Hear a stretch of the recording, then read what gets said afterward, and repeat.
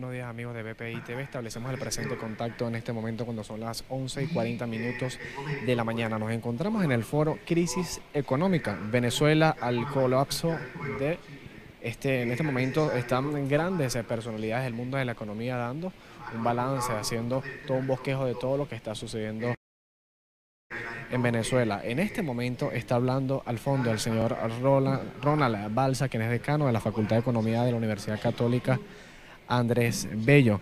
Ya hace instantes también habló la señora Tamara Herrera, quien es directora de la Síntesis Financiera, y Humberto García, presidente de la Academia de Ciencias Económicas. Vamos a escuchar en este momento las palabras de Ronald Balsa, decano de la Facultad de Economía de la Universidad Católica Andrés Bello. Ese fue el año en el que la inflación no pasó de 21%, y no pasó porque los controles estuvieron muy rígidos y las importaciones muy abundantes.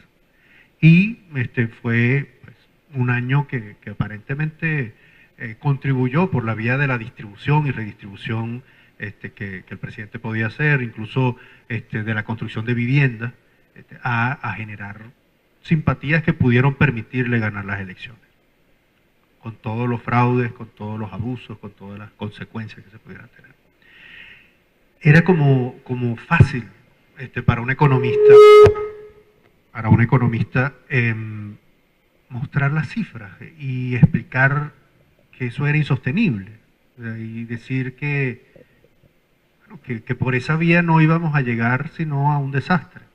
Pero decirlo justamente en el momento en el que los ingresos petroleros son altos, el nivel de consumo elevado, a través de Cadivi se reciben tarjetas, se puede viajar por el mundo, parece que no solamente era algo poco creíble, sino que podía ser hasta impertinente.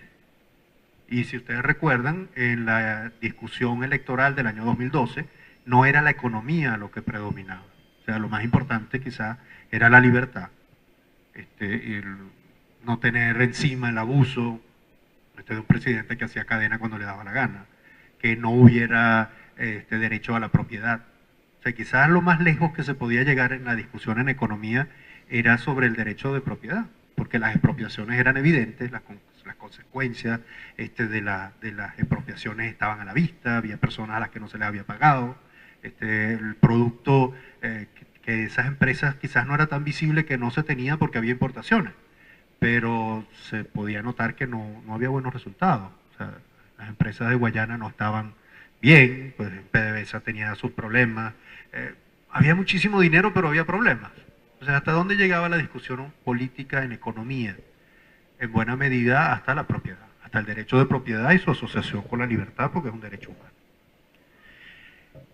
Esos años del año 2005 en adelante fueron los años de la creación del Fonden, fueron los años en los que se traspasaba dinero del Banco Central al Fonden, de PDVSA al Fonden, y que se perdieron en el Fonden. Y yo recuerdo mucho haber llevado unas gráficas a Barquisimeto y haber presentado el caso y haber dicho que justamente eso, ya José Guerra y Orlando Ochoa habían hecho una demanda ante el Tribunal Supremo de Justicia, era algo que debilitaba el bolívar, y que iba a generar inflación, iba a generar inestabilidad cambiaria. Y en el público hubo un sacerdote, que creo que era haitiano por el acento, que me dijo: ¿y de qué me sirve todo eso si en el barrio están matando a la gente? O sea, obviamente no había una conexión directa entre que en el Fonden se estuviera perdiendo el dinero y en el barrio estuvieran matando gente.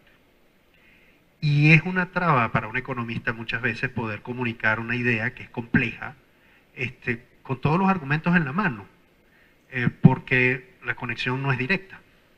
Para Hugo Chávez era muy fácil. Él decía: no, ¿cómo voy a tener yo dinero ahorrado si pues hay gente que se está muriendo de hambre? O sea, yo necesito 1 millardito. Y después se raspó 60 millarditos del Banco Central y 60 millardos de PDVSA, y se perdió la cuenta. Y cuando yo saco las cuentas, pues hay 14 millardos que no están en las cuentas que presentaba el Ministerio de Finanzas, que debían estar si uno sumaba independientemente las de PDVSA con el Banco Central. O sea, se perdieron 14 millardos, que es más en la contabilidad. Ni siquiera es que se perdieron, o sea, en las cuentas no están. Y si uno ve las reservas de ahorita, están por debajo de 10 millones, lo que significa que era plata. Pero ¿por qué era tan difícil hablar de eso para un economista o para un político? Y era tan fácil para Hugo Chávez. Y recordando yo el discurso, que muchas veces es el discurso político desde el año 2012 para acá, del lado de la oposición, estaba muy asociado justamente con los procesos electorales. O sea, hablar de economía era mejor no hacerlo. O sea, era mejor no tocar ese tema. ¿Y por qué era mejor? Bueno, porque las medidas que había que tomar eran dolorosas. Y de todas maneras todo el mundo sabía qué hacer. Y la pregunta que yo me hago siempre es si de verdad todo el mundo sabía qué hacer. Y si era mejor hablar del dolor antes que del dolor después. O sea, ¿cuál es la posición en términos de costos políticos que muchas veces ha asumido la oposición para no hablar de economía? Porque Hugo Chávez siempre habló de economía. O sea, porque era marxista, o por lo menos estaba rodeado de marxistas, o por lo menos le gustaba decir que había leído a Marx. Y bueno, si uno habla de guerra económica ahorita, está hablando de lucha de clases antes. Y quien habló de guerra económica al principio fue Hugo Chávez, porque él dijo en 2010 que declaraba la guerra económica a Fede Cámara, a la Polar. O sea, él declaraba la guerra económica a la burguesía. Incluso él decía, vénganse ustedes con sus millones, que yo estoy con la moral del pueblo mismo. Y bueno, ahí estaba Hugo Chávez hablando de economía. ¿Y qué hacía el resto? Bueno, respeto a la propiedad, respeto a la libertad, al derecho de expresión. Pero decir, mire, la verdad es que este sistema de economía planificada, centralmente planificado, nos lleva a un desastre. Y nosotros necesitamos un sistema de precios que funcione, y necesitamos un sistema de mercado, y eso no implica ley de la selva, eso no es el neoliberalismo salvaje, eso, bueno, hay distintos tipos de sistemas de mercado, las regulaciones son necesarias, el Estado tiene un papel que cumplir. O sea, hay que proteger el ambiente, hay que evitar que haya abuso de posición de dominio, necesitamos un sistema en el que no haya monopolios que abusen o oligopolios que abusen, pero no podemos simplemente prohibir el oligopolio del monopolio porque de pronto de allí es que vienen mejoras tecnológicas. Esa discusión no se daba. O sea, ¿cuál era la propuesta en términos sociales del año 2012? Bueno, las misiones para todos por igual. Entonces, una pregunta que uno podía hacerse como economista, ¿eso en qué presupuesto cabe? O sea, ¿qué significa misiones para todos por igual? O sea, no tienes un sistema distinto. O sea, ¿por qué no hablamos del sistema de seguridad social? ¿Cómo se sostiene el sistema de seguridad social en Alemania? Que tiene un problema severo porque la gente afortunadamente está viviendo más.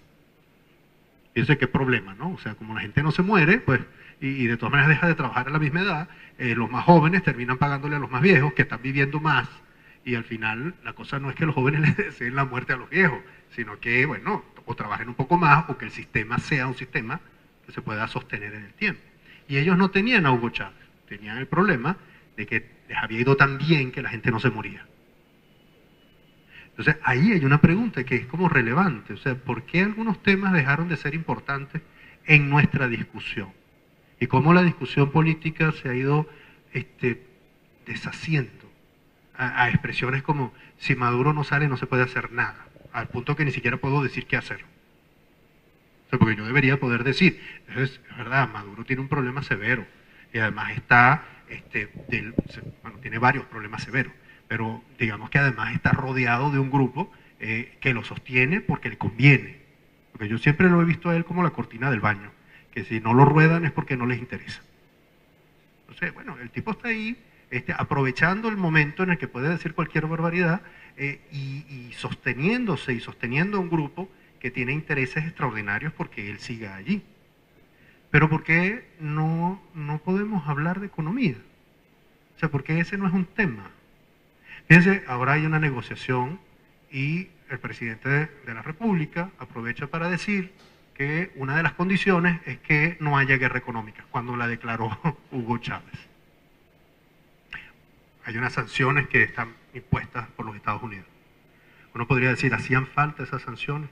Cuando nadie ya le quería prestar a Venezuela porque es muy difícil que pague. O sea, no es un argumento en términos políticos dejarle a un presidente la posibilidad de decir, yo no me siento hasta que no me quiten esas sanciones. Ok, te las quitan, van a prestarte, no te van a prestar porque no vas a poder pagar. Entonces es como un escalón adicional porque no hay un discurso sobre la economía que venga desde el punto de vista de la oposición.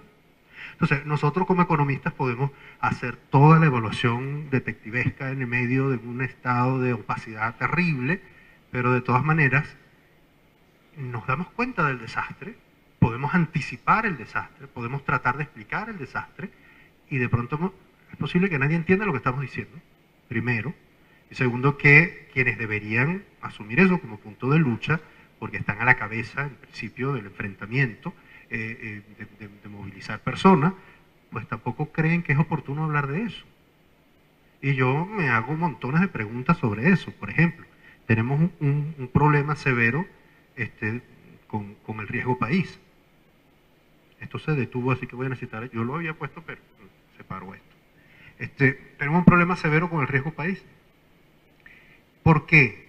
Bueno, porque el presidente de la República no ha hecho público el presupuesto nacional, no hace pública la tasa de inflación, no ha reconocido que es necesario para poder pagar la deuda tener ingresos que vengan en dólares de afuera, que esos ingresos podrían venir por préstamos de gente que no sea como Goldman Sachs, que los va a comprar baratos, o sea, que no son préstamos, sino que es un negocio, que necesita que de alguna manera haya alguien que venga a invertir, que no sean solo los chinos, que además vienen, y hay que pagarles porque el dinero que ya dieron se perdió. Es decir, son como preguntas esenciales. O sea, ¿de dónde van a venir los reales? Hay riesgo país enorme. Además vemos que es un gobierno que ha ido recortando las importaciones al punto de que no conseguimos medicinas ni alimentos suficientes. Y eso es a la vista de todo el mundo. Todo el mundo lo está viendo. Eso no es un secreto, o sea, no es un desastre solo aquí adentro. Eso lo ve todo el mundo. Si hubiera un cambio de gobierno de hoy para mañana, ¿por qué tendría que caer el riesgo país si nadie sabe qué va a hacer la oposición, que de alguna manera es la que tomaría el control? Porque además no es una sola, son varias. Y así como hay una diferencia entre ir a la calle o ir a las elecciones, que hace que cuando vamos a la calle hay un problema y cuando vamos a las elecciones hay otro. Y al final se vacía de contenido toda discusión. Así podría ser en términos de economía. ¿Y por qué un acreedor tendría que preguntarse, ahora sí me van a pagar porque ahora sí sé lo que van a hacer, si no sabe lo que van a hacer? Supongan que de un día para otro no estaba Nicolás Maduro y que alguien dice, bueno, lo que hay que hacer es dolarizar, y hay otro que dice que no. O hay uno que dice hay que privatizar PDVSA y hay otro que dice que no. O hay uno que dice, bueno, mira, en realidad tenemos un problemita con el presupuesto, pero no tenemos que decirlo de una vez, o sea. O por ejemplo que alguien diga, tenemos que hablar sobre los planes sociales, porque en realidad no podemos eliminar el control de precios o el control de cambios sin tener un programa social. ¿Ok? ¿De dónde salen los reales? Primero hay que pedir prestado, así que mientras no salgan no se hace nada. O sea, si se ha creado un conjunto de expectativas de protección a la población y se falla en eso, o sea, ¿cómo se sostiene un gobierno? O sea, ¿qué le pasó a Carlos Andrés Pérez? En un momento en el que la situación era muy distinta a esta. Bueno, hay gente que tenía expectativas y hay gente que vio frustradas sus expectativas y el presidente perdió todo el apoyo que podía tener de todos y tenemos chavismo desde entonces. ¿Y qué es el chavismo? Es una reacción a un discurso que ha sido mal llevado y que además del cual muchos se han ausentado. O sea, ¿cuál es la explicación del 27 de febrero que repite todo el mundo? Que fue una explosión social en contra de las medidas neoliberales del Fondo Monetario Internacional, que comenzó con el aumento en el precio de la gasolina y que fue impuesto a Carlos Andrés Pérez. O sea, ahí está toda la historia del chavismo de allá para acá. Entonces cualquiera que ahorita diga, vamos al fondo, neoliberal. Hay que tener control sobre los gastos, neoliberal. Necesito un sistema de precios, neoliberal. Va a haber una explosión social. Bueno, ¿por qué no ha habido para ver si acabamos con Maduro de una vez? Noten que la explosión social no fue sino contra los vecinos. O sea, yo no sé si a ustedes les ha pasado cuando yo voy a comprar pollo, que la señora de atrás dice, oye, aquí nadie hace nada. Y me mira a mí como si yo voy a quemar el camión del pollo.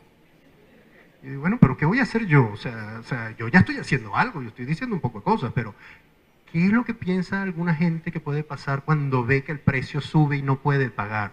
Que algo debe pasar, y que lo debe hacer otro, y que debe haber una explosión, y que esa explosión va a acabar todo, y mágicamente el pollo va a parecer barato. Y si no se habla sobre economía, no se puede decir que el pollo no puede aparecer barato, no por culpa del que vende el pollo. Pero defender al que vende el pollo es defender al opresor. Y como uno quiere ganar las elecciones llamando al pueblo, y la idea de pueblo no incluye al vendedor del pollo, fíjense que el nivel, o sea, es tan simple del discurso que es muy difícil convencer a alguien que ya tiene un chip instalado en su cabeza. Yo veo, por ejemplo, a mis amigos, Asdrúbal Olivero y Colette Capriles, que colocan un video explicando por qué están allá. Que yo admiro mucho que ellos estén allá, porque debe ser horrible estar allá. Y los admiro por eso. Pero sin ver lo que dicen, leo lo que les responden. Y son insultos, más nada.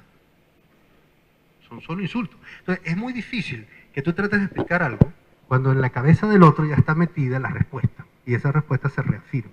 Por eso yo creo que una de las tareas políticas esenciales, y por eso es tan importante encuentros como este en el que estamos acá, es que uno pueda ir tocando esos temas en los que hay resistencia. Porque la resistencia es muy fuerte. O sea, si yo les digo en el año 2012 que hay que subir el precio de la gasolina, cosa que dije aquí veladamente en el 2012, muy veladamente, dije así, debe revisarse el precio de los combustibles fósiles, para que nadie supiera que estaba hablando del gas y de la gasolina. Pero claro, aquí todo el mundo sabía, ¿no? Pero era la manera de decirlo, revisar el precio de los combustibles fósiles de uso interno, así había que ponerlo así, o sea, la gasolina y el gas de la casa. Si uno dice eso en el año 2002, y fíjense que hubo la oportunidad de decirlo, porque justamente antes de las elecciones hubo un problema en el Táchira porque se estaba colocando el chip.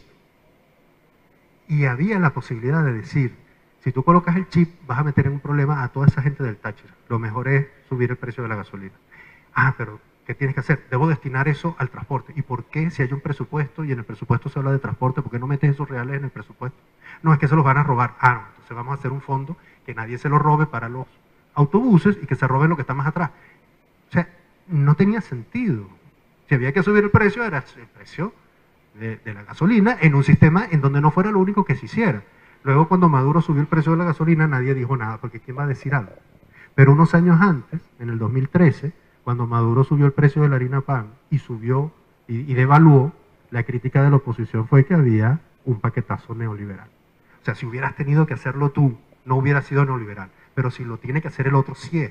Eso es inconsistencia en el discurso. Entonces, en algún momento alguien tiene que decir cómo entiende el sistema de mercado, porque si no, yo puedo perfectamente darle la razón a Hugo Chávez y pensar que hay agendas ocultas. No que Chávez tenía razón, sino que después que me lleves, yo te digo qué voy a hacer. Y yo no estoy de acuerdo con eso. Bueno, gracias.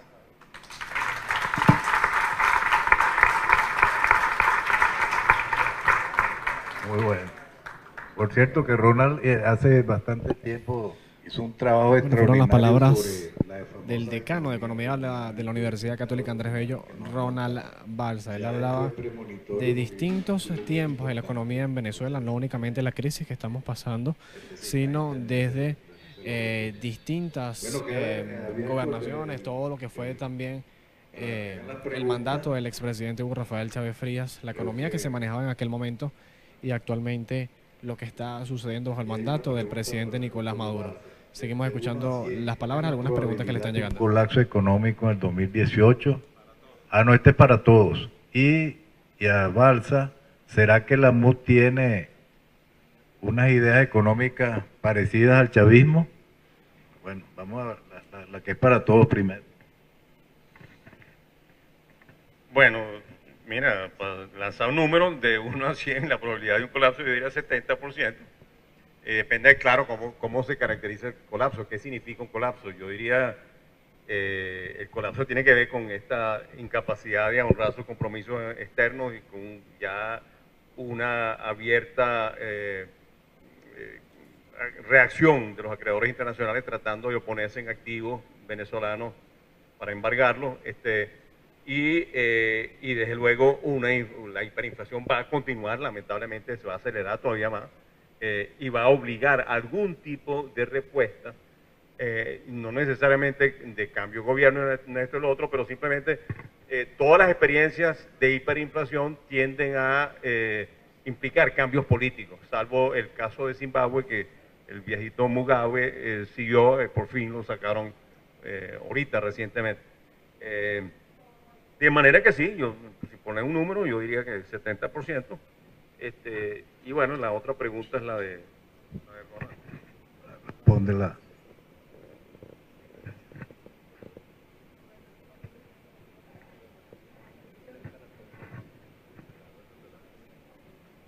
A la primera.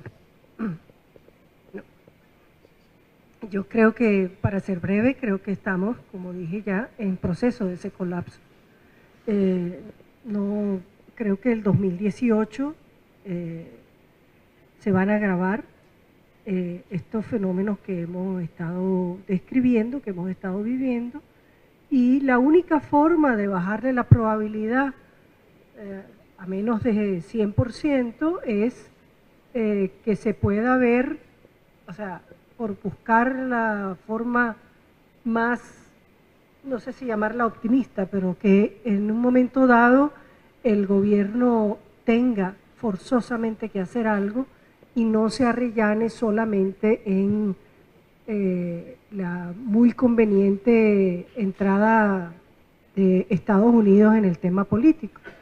Entonces, bien sea que no va a hacer nada porque le va a echar la culpa de todos los males a las sanciones norteamericanas, o bien sea que a lo mejor, quien quita, decide hacer algo que percibo, me atrevo a decir que sería solo parcial y no integral, y por lo tanto no tendría éxito, es que justifique alguna medida o algún bloque de medidas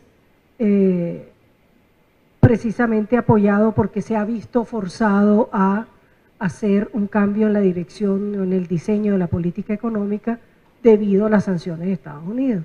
Así como recordemos las palabras de Rafael Caldera, salvando obviamente las distancias, pero recuerdo claramente cuando dijo: solo Dios sabe lo que me cuesta hacer esto y a cómo me han llevado, y tuvo que desmontar el sistema de controles que existía, pero contaba con personas como Petkov, y un estamento político que de alguna manera estaba avisando que de no hacer algo, más bien podrían otros actores entrar a hacer algo. Entonces es un año realmente muy incierto, y si uno extrapola el comportamiento que ha habido hasta ahora, pues no me gusta jugar con los números, pero para mí estamos en colapso y en vías de profundizarlo en el 2018, así como el 2018 puede ser el año de un viraje o una profundización. Eso está por verse. Bien, a mí siempre me cuesta esta del 1 al 100, porque todo depende de cómo uno define colapso económico. O sea, por ejemplo, supongan que se va la luz, o sea, y que no se puede reparar el Guri, entonces tenemos un colapso. Ahí sí es verdad que no hay nada que hacer, pero todavía tenemos el Guri. O los problemas que uno pueda tener en el sentido de que ya las importaciones sí son completamente imposibles. En ese caso, pues ya no se puede ni producir ni consumir nada, es el fin del mundo. O sea, eso para mí colapso es casi como vaciar el gueto de Varsovia, o sea, ese es el fin del mundo. Por eso yo no le pondría 100, ¿no? Pero sí siento que estamos en un proceso de destrucción y de generación acelerado, en términos de hiperinflación, que va a tener consecuencias distributivas importantes. Por eso van a colapsar unos y no otros. Hay un problema, cada vez que uno piensa en términos de lo redistributivo, se pone del lado del pobre. Pero resulta que surgen nuevos grupos, y esos nuevos grupos sacan, no digamos ventaja, pero sí, ventaja. Bueno, sí, amigos de BPI TV, en este momento estamos, para quienes están visualizando a través de nuestras pantallas, estamos en el foro Crisis Económica Venezuela al borde del colapso. Están distintos economistas expertos en la materia, hablando sobre todo lo que es la crisis en Venezuela. Está hablando Ronald Balsa, quien es decano de la Facultad de Economía de la Universidad Católica Andrés Bello. Habló Tamara Herrera, quien es economista, directora de Síntesis Financiera, y Humberto García, quien es presidente de la Academia de Ciencias económicas. Todo esto es un foro en relación a dar un análisis de la crisis que está atravesando nuestro país, haciendo comparaciones de antiguas gobernaciones, como fue también el expresidente Hugo Rafael Chávez Frías y el actual mandatario nacional, el presidente Nicolás Maduro, con la economía que estamos viviendo actualmente. Desde Caracas, Venezuela, se despide para BPI TV Luis Gonzalo Pérez.